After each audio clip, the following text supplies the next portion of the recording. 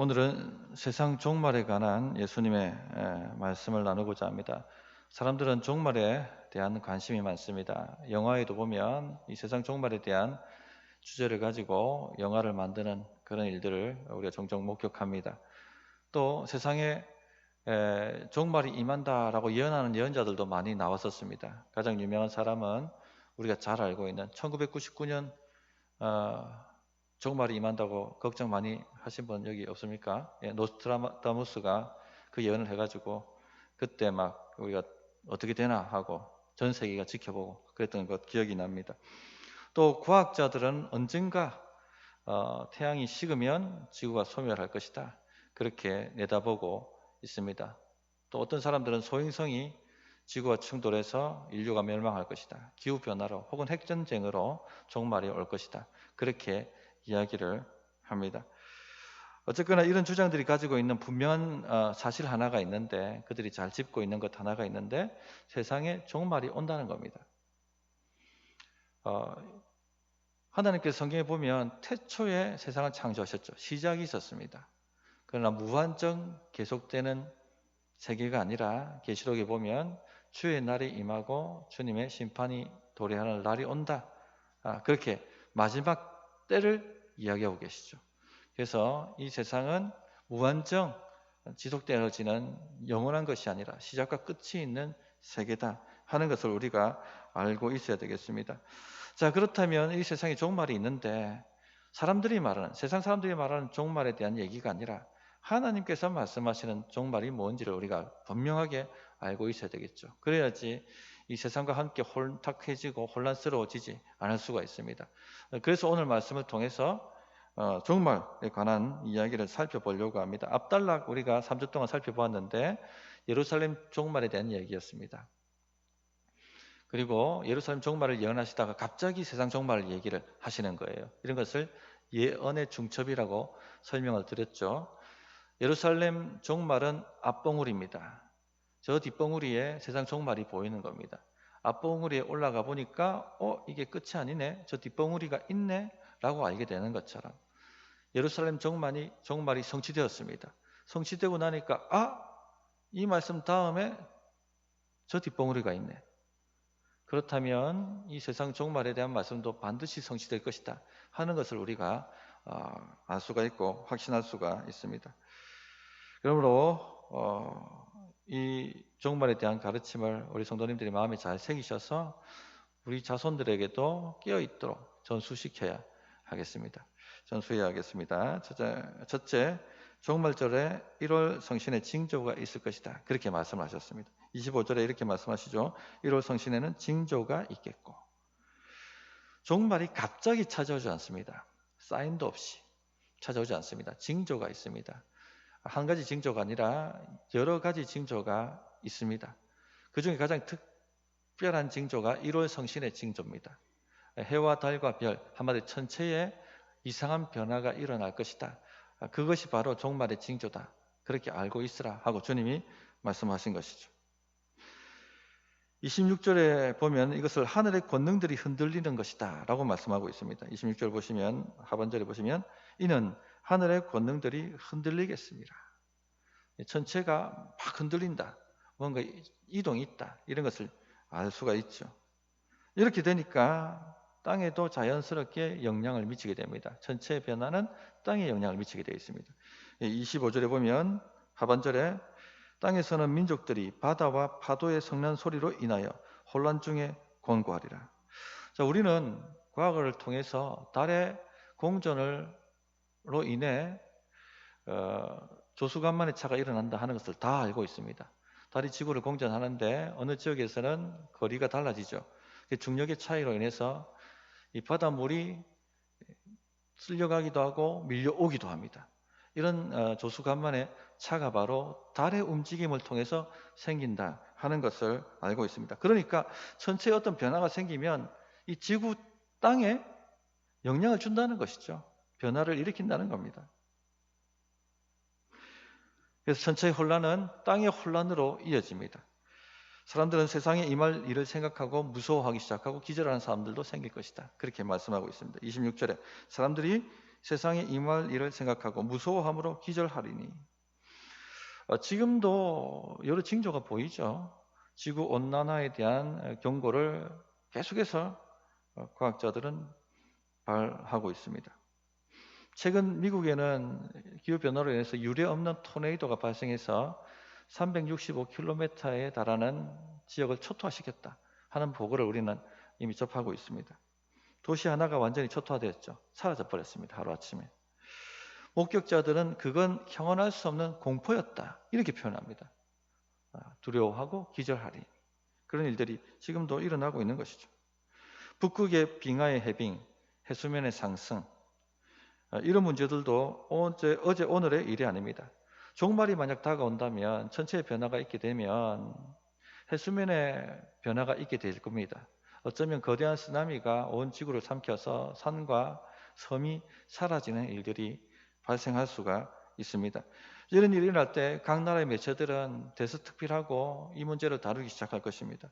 많은 사람들이 이런 분석을 보고 임할 일을 생각하며 두려워 떨고, 어떤 사람들은 기절하는 사람들도 생겨날 것입니다. 자, 이런 일이 일어날 때 신자들은 동일하게 두려워 떨거나 그렇게 혼란스러워하지 말라는 겁니다. 드디어 주님 오실 때가 되었다 하는 것을 알라는 겁니다. 이런 징조는 주님이 오실 징조다라고 깨달으는 것이죠. 자, 계시록에도 이런 현상들이 종말 내에 일어날 것을 예언하고 있습니다. 계시록 6장 13절부터 14절에 보면 하늘의 별들이 무화과 나무가 대풍에 흔들려 설 익은 열매가 떨어지는 것 같이 땅에 떨어지며 이 전체의 변화가 일어난다는 것이죠. 하늘은 두루마리가 말리는 것 같이 떠나가고 각 산과 섬이 제자리에서 옮겨지매, 해수면에 어떤 변화가 일어날 것을 이야기해주고 있습니다. 전체의 변화가 땅의 혼란으로 이어질 것을 예언하고 있습니다. 그때가 되면 사람들은 여전히 과학의 힘으로, 이성의 힘으로 뭔가를 통제할 수 있고 문제를 해결할 수 있을 것이라고 생각을 할 것입니다. 그래서 이렇게 대책을 세우고 저렇게 대책을 세우자라고 말할 겁니다. 어느 정도는 삶의 문제를 과학의 힘을 통해서, 이성의 힘을 통해서 컨트롤할 수가 있습니다. 그렇게 지금까지 세상이 살아왔습니다. 세상의 역사가 그렇게 진행되어 왔죠. 하나님이 주시는 일반 은총이 있기 때문에 그게 가능하다는 얘기입니다. 그러나 결정적인 날이 되면 과학의 힘, 지성의 힘, 이성의 힘으로는 해결할 수 없는 그 결정적인 날이 되면 아무 소용없게 될 것이다 라고 말씀하고 있는 것입니다.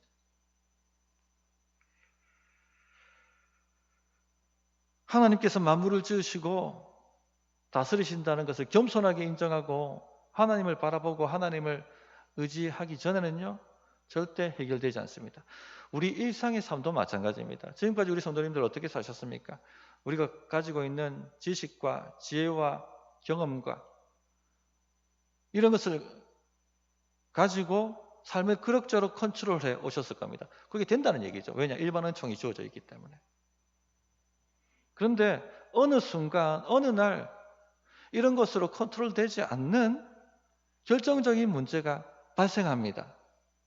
그때는 이런 모든 것들이 지금까지 쌓아왔고 지금까지 해왔던, 지금까지 효과를 미쳤던 것들이 아무 소용없게 됩니다. 하나님만이 이 문제를 해결하실 수 있다라고 겸손하게 주님을 찾기 전에는요, 그 문제가 해결되지 않는다는 것이죠. 이와 같은 일이 인류 전체에, 온 지구상에 있는 모든 사람에게 임하는 날이 오게 될 것을 말씀하고 있습니다. 1월 성신의 징조가 있겠고, 이런 성신의 징조가 있습니다. 이건 징조일 뿐입니다. 징조는 목적지가 아니죠. 목적지를 가리키는 표지판일 뿐입니다. 뭔가가 더 중요한 본질이 일어난다는 것을 알려주고 있는 것이 바로 징조입니다. 징조 다음에 오는 것이 무엇입니까? 본질이 무엇이죠? 하나님의 심판입니다. 그래서 이런 징조가 보이면 세상 끝이 가까웠고 하나님의 심판이 도래하고 있다 하는 것을 알아차리라는 것입니다. 사람들은 마지막 때 일어나는 징조들을 무시를 하지는 못할 겁니다. 해수면에 변화가 있고 전체에 변화가 있는 것을 어떻게 무시하겠습니까? 뉴스들이 앞다투어서 그것을 얘기할 것이고 두려워 떨 것입니다. 그러나 두려워 떨 문제가 아니라 늦기 전에 회개하고 예수님을 의지하는 삶으로 빨리 돌아서야 된다 하는 것이죠. 왜냐하면 이 징조가 문제가 아니라 그 뒤에 심판이 오고 있다 하는 것을 알아야 하기 때문에 그렇습니다. 그때가 되면 이런 여러 가지 전체 혼란과 땅의 혼란으로 인해서 각 나라 전문가들이 나와 원인과 대책을 논할 것입니다. 그러나 하나님을 인정하고 돌아서는 것 아니고서는 이 문제를 해결할 길이 없습니다. 그러나 계시록에 보면요, 이런 일들이 일어나지만 세상 사람들은 돌아서지 않는다 얘기하고 있죠. 오히려 하나님을 원망하고 저주하며 교회를 더 핍박하게 될 것이다. 그렇게 말씀을 하고 있습니다. 그래서 강팍한 사람들은 더 강팍해지게 되고 믿음 있는 사람은 더 깊이 믿음이 강화되는 그렇게 될 것이다 라고 말씀합니다. 신자들은 이런 전체의 징조가 보이고 땅의 징조가 보이기 시작할 때 세상과 함께 혼란해지면 안 됩니다. 세상과 함께 두려워하면 안 되고 우리를 속량할 날이 가까웠다 하는 것을 알고 머리를 들고 우리 주님의 오심을 고대해야 할 것입니다. 그렇게 해야 된다고 주님이 27절에 28절에 그렇게 말씀하시죠. 그때에 사람들이 인자가 구름을 타고 능력과 큰 영광으로 오는 것을 보리라. 이런 일이 되기를 시작하거든 일어나 머리를 들라 너희 속량이 가까웠느니라 하시더라. 일어나 머리를 들라 너희 속량이 가까웠다. 굉장히 위로의 말씀입니다. 이 세상이 받을 수 없는 말씀이죠. 주님께서 큰 능력과 영광 가운데 오셔서 주님을 대적했던 모든 대적들과 사탄과 또 죽음을 영원한 불못에 던져넣는 그 날이 올 것입니다. 그 날이 되면 하나님을 믿는 신자들은 새하늘과 새 땅을 받고 부활의 육체를 얻어 주님과 함께 영원토록 사는 그 하나님 나라 완성으로 들어가게 될 것입니다. 그런 날이 왔다는 것을 알고 함께 세상과 두려워하지 말고 주님을 바라보라 라고 말씀하고 있는 겁니다. 자, 한 가지 여기서 짚고 나가야 될 부분이 하나 있죠. 구름 타고 오신다 하는 부분입니다.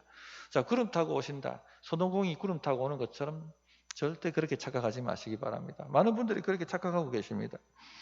흔히 지하철역이나 기차역에 보면 큰 이렇게 판넬 들고 666 베리칩 또 바코드 그런 거 적어놓고 지구 종말을 온다, 우리를 믿어야 한다라고 떠드는 분들 아마 목격하고 계신 분들 있을 겁니다. 이런 분들은 다 세대주의 종말론자들입니다. 그분들이 말하는 것을 들어보면 우리 주님이 손오공처럼 구름 타고 오신다고 얘기해요. 진짜로. 그리고 정말 소수 몇 명만 자기 종파를 믿는 소수 몇 명만 이 구름 위로 올라가가지고 주님과 함께 천국잔치를 누리고 땅에 남아있는 사람들은 7년 동안 대한난을 겪는데요. 경험할 수 없을 만큼 큰 고난을 겪게 될 것이다 하고 두려움을 조장합니다. 절대 그런 일은 일어나지 않습니다. 우리 주님은 손오공처럼 구름 타고 오시는 것이 아닙니다. 잘못 성경을 해석하기 때문에 그렇게 이야기하는 것이죠. 전에도 이런 세대주의자들이 잘못된 메시지를 전하고 있다는 것을 말씀을 드렸습니다. 한국 교회의 많은 성도들이 이걸 믿고 있어요. 이런 게 막 깊이 뿌리 박혀 들어와가지고 많은 분들이 진짜 주님이 구름 타고 오시고 7년 대한난이 있는 것처럼 그렇게 생각을 하는 겁니다. 여기서 구름은요 하나님의 임재를 상징하는 문학적 표현입니다. 출애굽기 19장 16절에 보면 셋째 날 아침에 우레와 번개와 빽빽한 구름이 산 위에 있고 나팔 소리가 매우 크게 들리니 진중에 있는 모든 백성이 다 떨더라. 주님께서 시내산에 강림하신 그 모습을 표현한 말씀인데요. 빽빽한 구름이 산 위에 있고 이것이 구름 타고 오시는 거예요. 주님의 임재를 상징하는 것입니다. 주님이 오실 때 사람들이 그 영광을 직접 보면 다 죽으니까 우리 주님이 구름으로 주의 영광을 가리시는 겁니다. 그래서 구름이 임했다는, 구름 타고 오신다는 것은 주님이 임하신다, 임재하셨다 그런 표현입니다. 출애굽했던 이스라엘 백성들도 우리 주님이 함께 동행하셨는데 무엇으로 동행하셨습니까? 구름 기둥과 불 기둥으로 동행하셨죠. 그 구름 기둥, 주님의 영광을 가리는, 임재를 가리는 그 구름을 통해서 함께 해주신 것입니다. 솔로몬이 성전을 짓고 헌당할 때도 제사장들이 일어서서 섬길 수 없을 만큼 하나님의 영광이 강하게 임합니다. 하나님의 임재가 강하게 임하죠. 그때 나타났던 것이 무엇입니까? 구름이었죠. 구름이 성전에 가득함에 제사장들이 일어서 섬길 수 없었더라. 그렇게 말씀은 기록하고 있습니다. 즉 하나님의 임재를 상징하는 것이 바로 구름입니다. 그것이 바로 구름 타고 오신다는 표현이시죠. 그래서 히브리의 원어의 구름을 셰키나라고 합니다. 주님의 이 구름 영광을 셰키나 영광이다 이렇게 표현을 하죠. 우리 성도님들이 말씀을 잘 알고 있어야지 그런데 휩쓸려 가지 않습니다. 그래서 말씀드리는 것입니다. 자, 어쨌든 간에 이런 1월 성신의 징조가 일어날 때, 땅의 징조가 일어날 때 두려워 떨지 마시고 우리 주님이 가까웠다는 걸 아시고 머리를 들고 주님 오십니까? 하고 주님만 바라봐라 하고 말씀하고 있다는 것 아시기 바랍니다. 자, 두 번째, 몇 날 몇이 온다는 시한부 종말론에 절대 속지 말아야 합니다. 자, 그런 징조가 보이기 시작하면 시한부 종말론들이 막 들끓을 것입니다. 여기저기서 몇 날 몇 시에 주님 오신다라고 말하는 이들이 등장하기 시작할 것입니다. 절대 속지 마십시오. 예수님은 한 번도 몇 날 몇 시에 오신다라고 말한 적이 없습니다. 오히려 무화과 나무에 싹이 나면 봄이 가까웠고 여름이 가까운 줄을 알라고 말씀하시는 것처럼 계절이 오고 있다라고 아는 것처럼 그렇게 주님이 가까웠다는 것을 알라고 말씀하셨지 몇 날 몇 시로 접근하지 말라고 하셨습니다. 29절부터 31절에 이에 비유로 이르시되 무화과 나무와 모든 나무를 보라 싹이 나면 너희가 보고 여름이 가까운 줄을 자연히 아나니 이와 같이 너희가 이런 일이 일어나는 것을 보거든 하나님 나라가 가까이 온 줄을 알라 그렇게 말씀하셨습니다. 자, 무화과 나무에 싹이 난다. 그럼 봄이 왔습니다. 봄이 왔다면 여름은 곧 온다는 겁니다. 자, 무화과 나무에 싹이 났다. 징조가 생겼습니다. 이런 성신의 징조가 생겼습니다.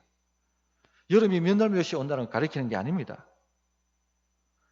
곧 봄이 오고 그 다음 여름이 올 것이다 하는 것만 알려줄 뿐이시죠. 이처럼 계절이 바뀌는 것처럼 깨달아야지 그것이 여름이 몇 날 몇 시에 온다 라고 말하는 것은 모두 사이비 이단들이다 하는 것을 알려주고 있는 것입니다.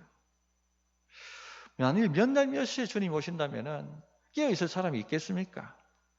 사람은 다 연약함이 있기 때문에 몇 날 몇 시에 주님 온다면요 깨어있을 사람 없습니다. 그 몇 분 전에 10분 전에까지 자기가 하고 싶은 데 다 살다가 주님 오시는 그때 회개하고 돌이키면 되지. 지금부터 막 깨어있으려고 하는 사람이 누가 있겠습니까? 다 잠자다가 알람 맞춰놓고 10분 전에 오신다면 그때 깨어나서 일어나서 주님 맞으면 되지. 다 그렇게 생각한다는 거예요. 그렇기 때문에 우리 주님은 누가 참 믿음을 가지고 있고 누가 가짜 믿음인지 무늬만 믿음인지를 드러나게 하시기 위해서 몇 날 몇 시에 오신다라고 전혀 결코 말씀하시지 않습니다. 군대 갔다 오신 분들은 아마 잘 아실 것입니다. 사단장이 이번 주간에 방문한다. 경계근무 잘 쓰고 있어야 된다.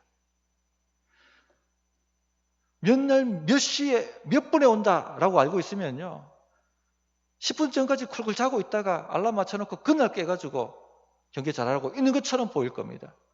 그러나 똑똑한 사단장은 절대 그렇게 오지 않죠. 진짜 이 부대가 경계를 잘 쓰고 있는지 진짜 참 군인인지 알기 위해서 온다는 것은 알려주지만 몇 날 몇 시 몇 분에 오는지는 모르게 갑자기 올 겁니다. 우리 주님도 그렇게 오신다는 것입니다. 그러므로 몇 날 몇 시에 주님이 오신다 하는 이런 말들 호기심도 가지지 마시고 듣지도 마시고 그냥 우리가 해야 될 신앙의 일을 묵묵히 해가기만 하면 된다는 것 아시기 바랍니다. 그런데 여기서 한 가지 또 해석을 하고 넘어가야 될 부분이 있는데 32절을 보십시오. 내가 진실로 너희에게 말하노니 이 세대가 지나기 전에 모든 일이 다 이루어지리라. 자, 여기서 이 세대는 누구를 말할까요? 예수님 당시 제자 세대를 말할까요? 그런데 이 세대는 다 지나갔습니다. 이 세대가 지나기 전에 내가 오리라 했는데 이 세대가 지나갔으니까 이 세대는 예수님 당시 제자 세대가 아니죠. 그러면 이 세대는 어떤 세대일까요? 1월 성신의 징조가 있을 때 그때 태어난 세대, 그 세대가 다 지나기 전에 주님이 오신다는 겁니다. 그 이야기입니다. 그래서 이런 성신의 징조가 있고 땅에 혼란이 생길 때 주님이 한 세대가 지나기 전에, 한 40년이 지나기 전에 오신다는 겁니다. 천지는 없어지겠으나 내 말은 없어지지 아니하리라. 천지는 없어집니다. 새하늘과 새 땅이 도래할 것입니다. 그러나 주의 말씀은 영원합니다. 그래서 이 말씀이 그대로 성취된다는 것을 믿으시고 우리 후손들에게도 전수하셔서 세상과 함께 두려워하거나 혼란스러워하지 않도록 만들어 가야 하겠습니다. 마지막으로 셋째, 신자는 항상 기도하고 깨어 있어야 할 것을 말씀하셨습니다. 34절, 35절 너희는 스스로 조심하라. 그렇지 않으면 방탕함과 술 취함과 생활의 염려로 마음이 둔하여지고 뜻밖의 그날이 덫과 같이 너희에게 임하리라. 그날은 온 지구상에 거하는 모든 사람에게 임하리라. 자, 스스로 조심하라고 말씀하셨어요. 누가 깨어 있게 만들어주는 게 아닙니다. 본인 스스로가 자기 신앙의 책임을 지고 깨어 있어야 됩니다. 엄마가 깨어주는 것도 아니고 아버지가 깨워주는 것도 아니고 목사님이 깨워주는 것도 아닙니다. 본인 신앙, 본인이 책임져야 되는 겁니다. 본인 스스로 깨어있도록 해야 한다는 것이죠. 특히 우리 마음을 둔하게 만드는 것으로부터 깨어있어야 한다고 말씀하고 있습니다. 자, 오늘 말씀 보시면은 우리 마음을 둔하게 만드는 것이 뭐죠? 34절에 방탕함과 술 취함과 생활의 염려라고 되어 있습니다. 자, 방탕함과 술 취함은 술 마시는 거 말하는 겁니다. 술 파티 벌리는 거. 술은 우리 마음을 둔하게 만들죠. 술 먹으면 하는 일이 뭡니까? 실수한다고 하죠. 마음이 둔해졌기 때문에 그렇습니다. 얼만큼 실수합니까? 인생을 지금까지 마음 이렇게 아름답게 꾸며왔던 그 인생의 공든탑을 한순간에 무너뜨릴 수 있는 실수도 술 먹고 합니다. 술 먹고 사고치고 술 먹고 음주운전 해가지고 다 날아가 버리고 술 먹고 살인하고 이게 다 마음이 둔해졌기 때문에 그렇게 되는 일이죠. 그래서 한국 교회가 술을 금지한 것은 정말 잘한 전통입니다. 왜? 마음이 둔해져 버리기 때문에. 둔해져 버리게 되면 영적 분별력이 다 상실돼 버리는 겁니다. 자, 그런데 오늘 말씀에 보면 술 취하는 것만큼, 술 마시는 것만큼 마음을 둔하게 만드는 것이 또 있다고 얘기하고 계시죠? 뭡니까 그게? 생활의 염려입니다. 우리가 자주 하는 게 뭡니까? 염려와 걱정이에요. 밥 먹듯이 하는 게 염려와 걱정 아닙니까? 이게 무슨 영향을 미치겠는가? 그렇게 우리는 생각하는데 술 마셔서 취하는 것만큼 우리 마음을 둔하게 만드는 것이 생활의 염려, 걱정입니다.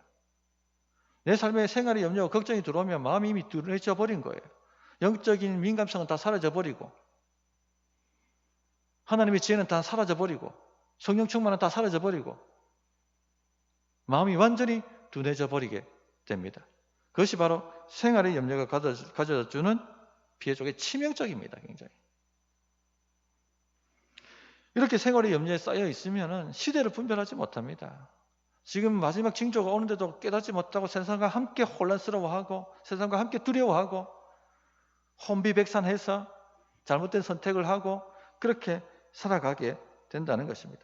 그러므로 오늘부터 염려와 걱정이 나에게 내 마음에 몰려오면 수단과 방법을 가리지 않고 모든 영적 자원을 다 동원해서 내 마음을 깨어있도록 만들어야 합니다. 싸워야 합니다. 어떻게 해야 됩니까? 36절에 그 답을 알려주시죠. 이러므로 너희는 장차 올 이 모든 일을 능히 피하고 인자 앞에 서도록 항상 기도하며 깨어있으라 하시니라. 항상 기도하고 깨어있는 것을 통해서 마음에 둔해지는 것을 방지하라. 그렇게 말씀하고 있습니다. 기도만큼 우리 마음을 영적으로 민감하게 만드는 것이 없습니다. 기도만큼 우리 마음을 지혜롭게 만드는 것이 없어요. 신년 감사 예배 때 찬양을 하기로 결단하라 하는 말씀을 나누었죠. 찬양도 기도의 일종이거든요. 그래서 에베소서 5장 18절에 보면 술 취하지 말라 이는 방탕한 것이니 마음을 둔하게 만드는 것이죠. 앞에 말씀드렸던 이 둔하지 않기 위해서 어떻게 하라고 되어 있냐면 오직 성령으로 충만을 받으라. 시와 찬송과 신령한 노래들로 서로 화답하며 너희 마음으로 주께 노래하며 찬송하며. 마음을 둔하지 않게 만들기 위해서는 뭐 해야 됩니까? 찬송하라는 것이죠. 범사에 우리 주 예수 그리스도 이름으로 항상 아버지 하나님께 감사하며 감사 기도하며 깨어 있으라는 것이죠. 그래서 기도와 찬양이 우리 마음을 아주 영적으로 민감하게 만들고 깨어있게 만든다 하는 것을 아시기 바랍니다. 내 마음이 염려와 걱정이 몰려들면 모든 수단과 방법을 다 동원하십시오. 찬송하고 기도함으로 내 마음이 깨어있도록 영적으로 민감하도록 만드셔야 됩니다. 빌립보서 4장 6절에는 이렇게 말씀하죠. 아무것도 염려하지 말고 다만 모든 일에 기도와 간구로 너희 구할 것을 감사함으로 하나님께 아뢰라. 아무것도 염려하지 마. 염려하는 것은 술 취하는 것과 동일하게 마음을 둔하게 만들기 때문에 그렇게 하지 말고 모든 일에 기도와 간구로 너희 구할 것을 감사함으로 하나님께 아뢰라. 기도와 찬양을 통해서 마음을 영적으로 민감하게 깨어있게 만들라. 그렇게 말씀해 주신 것입니다. 이 세상 지혜가 우리를 지혜롭게 만드는 것이 아니라 기도가 우리를 지혜롭게 만듭니다. 그래서 세상 좀 철학이 부족하고 세상 지혜가 모자라도 기도 깊이 하시는 분들 보면 참 지혜롭죠. 예, 선택을 잘합니다. 왜? 영적으로 민감하니까. 하나님이 어디서 일하시는지 아니까. 그러므로 기도가 습관이 되도록 만드셔야 됩니다. 이것은 우리가 일생일 때 갖춰야 될 강력한 영적 무기입니다. 강력한 영적 자산이에요. 결단하세요. 내가 기도를 습관화시키겠다. 기도 생활을 만들겠다. 누가 대신해 줄 수 있는 것이 아닙니다. 스스로 조심해야 됩니다. 스스로 자기 신앙생활을 책임지셔야 되는 겁니다. 아이고 우리 어머니가 기도 많이 합니다. 그 엄마의 기도고 중요한 건 내 기도죠. 아유 제 아내가 많이 기도합니다. 그건 아내의 기도고 중요한 건 내 기도죠. 자기 신앙은 스스로 책임질 수 있어야 하겠습니다. 말씀을 맺도록 하겠습니다. 주님이 가르쳐 주신 세상 종말에 대한 이야기를 살펴보았습니다. 첫째, 종말 전에 1월 성신의 징조가 있습니다. 그리고 땅에도 혼란이 생길 것입니다. 그 전에도 또 하나님 여러 징조를 말씀하신 게 있어요. 전염병도 있고 이 지금 코로나도 종말이 다가오고 있다는 징조 중에 하나입니다. 전쟁의 소문도 있고 난리의 소문도 있고 다 있는 것이죠. 자, 세상이 혼돈에 빠집니다. 그러나 전혀 두려워하지 마십시오. 주님 오실 날이 가까웠다는 걸 믿고 머리를 들고 주님을 바라보시는 그런 삶을 살아가면 되는 것입니다. 둘째는 미혹하는 영들이 와서 몇 날 몇 시에 주님 오신다라고 우리를 또 속일 것입니다. 맛보지도 말고 듣지도 말고 그냥 우리가 해야 될 신앙생활 묵묵히 하면 되는 겁니다. 셋째, 중요한 것은 항상 기도하고 깨어있는 것이죠. 생활의 염려가 마음을 호미하게 만듭니다. 어떤